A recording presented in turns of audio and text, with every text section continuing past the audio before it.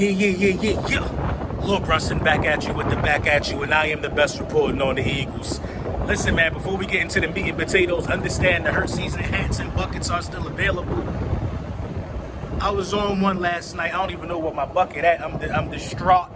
I got everybody up looking for the bucket, the kids, the wife, find the bucket. I don't know where it's at, man, but don't lose, don't fret. Your bucket could be delivered to you, man. Go to the Print Champs, tap in, get your bucket.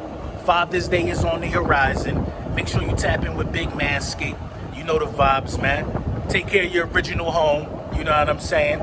Meaning your dad's, you know where you came from. Send dad something, man. Get him a razor. Use code Brunson. Save 20% off. You know what I mean? And free shipping. And the free shipping, I fought for that for y'all. Real rap. Listen, what's the deal without free shipping?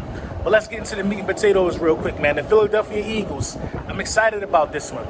The Philadelphia Eagles actually were able to place Trevon Grimes on injured reserve after he cleared waivers after we just, waived him the other day. So we were able to still keep a hold of him. So it looks like we see some value there. You know what I'm saying? Undrafted free agent, had to go through a knee procedure.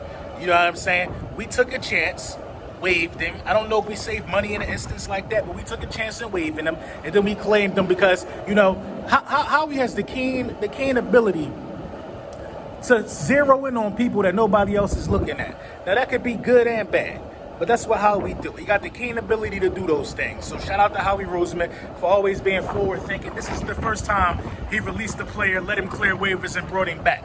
You know what I mean? Howie Roseman just does these type of things for some reason. But all of the times, the players just don't pan out. It's safe to say that even though he's an undrafted free agent, the wind is picking on that side of the balcony. It's safe to say that even though he's an undrafted free agent, that a lot of people in the fan base, got high praise for him. A lot of people in the fan base, want to see what he could do on the field. Now, our wide receiver situation is a situation that we owe it to ourselves to give everybody an equal opportunity to make this roster. It's still some question marks. You know what I mean? Who's going to be the wide receiver one? Of course, a lot of people would think it would be Devontae Smith based upon where he was drafted at, but I think Devontae Smith, Travis Fulgham, and Jalen Reagor could complement each other well, meaning that we probably won't have a number one wide receiver. We just have a slew of wide receivers who can do great things and can be put in great positions. So I'm not mad at that at all. You got to see what Grimes got. You got to see how Greg Ward could fit into the fold. You got to listen. J.J. Arcega-Whiteside still on the roster. You got to keep him around for competition purposes. You just got to do it, especially since we didn't bring back Khalil Tate. I mean, he was waived. We didn't bring him back after he cleared waivers. I'm not even sure if he cleared waivers. I don't know. But you know what I'm saying? It is what it is. You got to try out all these wide receivers. We cannot waste another first-round pick on a wide receiver for at least another 4 years. For another 4 years, we cannot draft a wide receiver in the first round. We did it 2 times in a row. We drafted Jalen Reagor and won 4 games. Obviously, we shouldn't have drafted a wide receiver last year. It didn't help our ball club. You know what I'm saying? Then you turn around and double down and draft another one. You cannot draft another wide receiver in the first 2 rounds. In the first 2 rounds for 4 years. That's my stance on that. But it is what it is, man. I'm happy to see Trevon Grimes back. I saw a picture of him up there with the walking boot on. He was in good spirits when I saw the picture, but yeah. Let's talk about it, though, man. The Philadelphia Eagles offensive line was ranked 17th. I'm not sure what platform ranked the offensive line 17, but at the end of the day, what I can tell you is this, that these rankings and the way that they structure these rankings are ridiculous to me, because it's like injuries don't matter. But then they do matter when you want to rank guys like Saquon Barkley, who ain't played a full season. But I'm sure he ranked ahead of Miles Sanders. And Saquon Barkley didn't even play a lot of games last year. They do stuff like that all the time. So when you see guys rank like that, and then you understand you got an offensive line like the Philadelphia Eagles who has been in the Super Bowl. Kelsey, Lane Johnson, Brooks. These guys been in the Super Bowl. They won the Super Bowl. They were a part of having the number one rushing attack. That has a lot to do with the offensive line. When you see that those guys were injured last year and they couldn't do how they do, you know what I'm saying? They couldn't protect their quarterback. Listen, we were the most sacked, you know what I mean? The most pressured.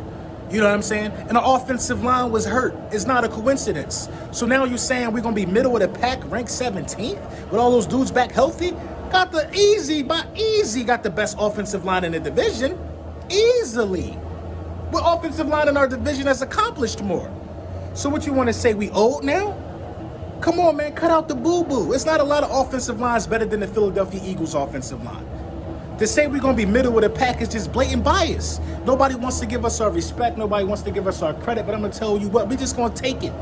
We're going to take it. Y'all got to remember this, Eagles Nation. Remember when Carson went down in the playoffs.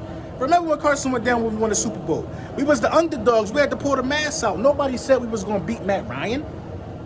Nobody said we was going to beat Miami. They said we couldn't beat Case Keenum. And of course they wasn't going to say we was going to beat Tom Brady. Of course. We don't got to go get respect. We just going to go take our respect, man. Because that's what we built off. We built off taking respect, and we built off making a name for ourselves, man. I can't wait for this season to start because these rankings and these lists and this disrespect, I'm not going to stand for it. I'm not going to stand for it. No more. We're going to remind them this year. We're going to remind them this season.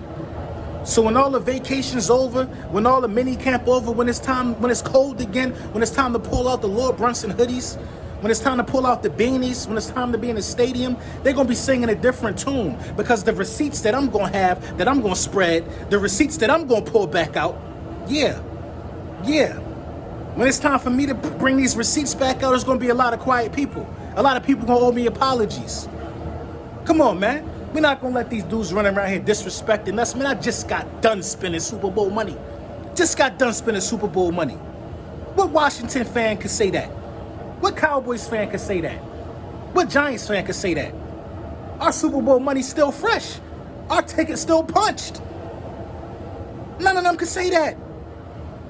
So we definitely ain't worrying about none of them, but it is what it is. Let me know what you think in the comments, man.